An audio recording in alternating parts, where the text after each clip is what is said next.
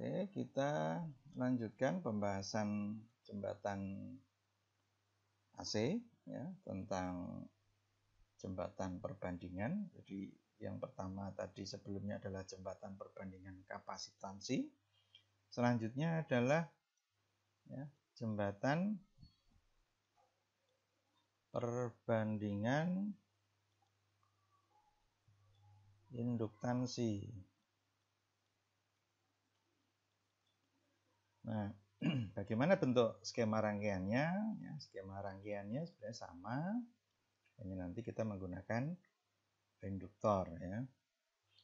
Jadi ya ini AC-nya ya, kemudian di lengan seperti sebelumnya saya kasih R, ini juga R. Kemudian yang di sini saya pakai induktor dan tahanan. Yang di sini juga sama, saya pakai induktor dan tahanan ya. Di tengahnya sama ya sebenarnya ya, walaupun tidak saya tuliskan. Di sini ada galvanometer menunjukkan kondisi setimbang ya. Oke, saya lanjutkan. Kita kasih warna untuk notasinya. Ya, di sini adalah R1, ini R2, ini LS, ini R S ya seri, ini LX dan ini RX ya, kita belum tahu nilainya ini berapa. Jadi biasanya soal semacam ini yang ditanya adalah berapa komponen atau berapa nilai induktansi ya, dan berapa nilai tahanan yang kita belum tahu ini nilainya berapa. Ya, soalnya biasanya seperti ini, kita diminta untuk menentukan.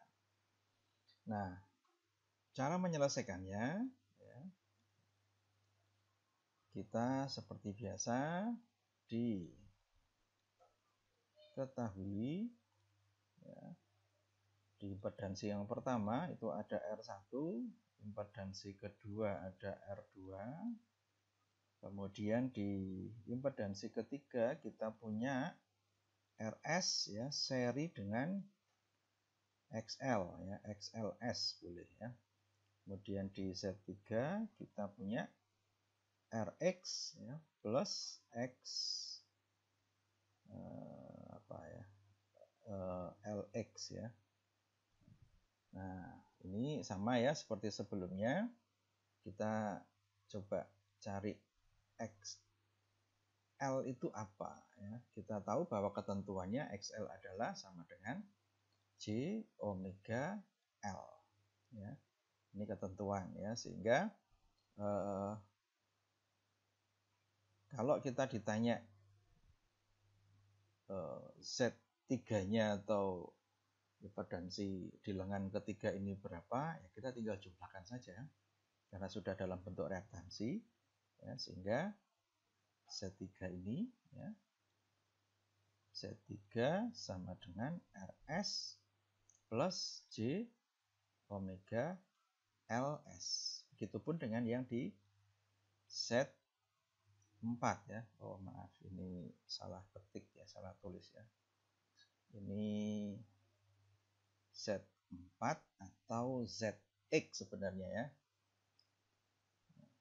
Z4 ini sebenarnya sama dengan ZX ya. Sama dengan RX ya, plus J omega LX. Nah, selanjutnya ya, kita buat ketentuan syarat setimbang adalah Z1 dikalikan Z4 sama dengan Z2 dikalikan Z3 ya. Jadi ini ketentuan yang tidak boleh kita lupakan rumusnya, tapi kita tidak boleh menghafal. Kenapa kita tidak boleh menghafal? Ya karena takutnya kalau kita menghafal notasinya dirubah kita bingung Ya, jadi bukan soal label-labelnya, tapi proses ini Anda paham.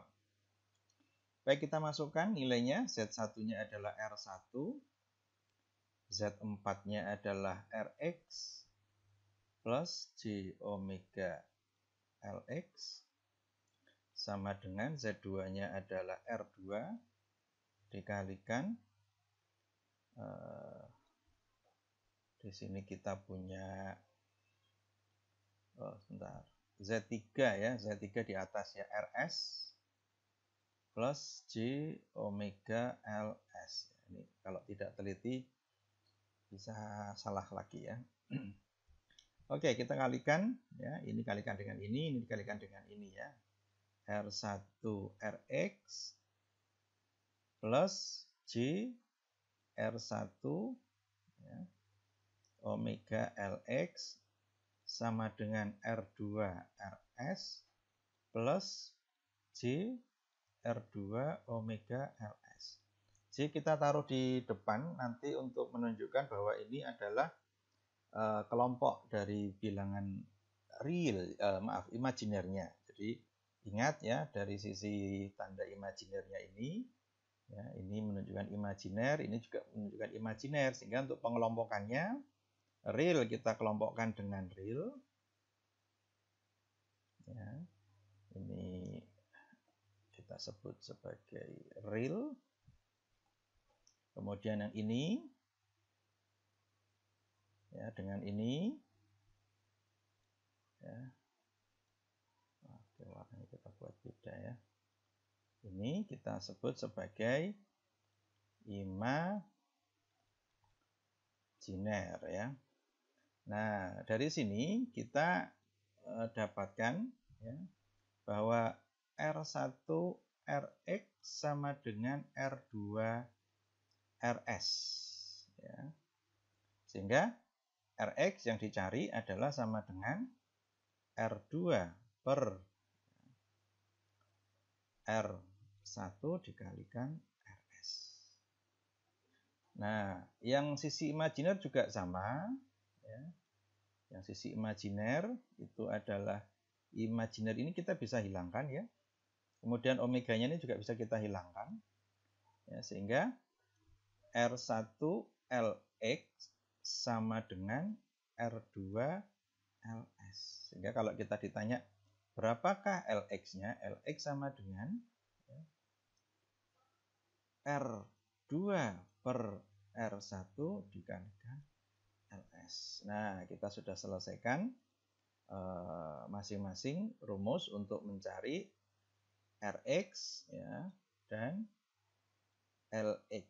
Jadi nanti kita bisa masukkan nilai masing-masing komponen yang tadi kita cari ya, yang di atas tadi ya, si Rx dan si Lx ya. Demikian penjelasan terkait dengan jembatan perbandingan induktansi. Mudah-mudahan bermanfaat. Silahkan nanti di latihan diperdalam kembali.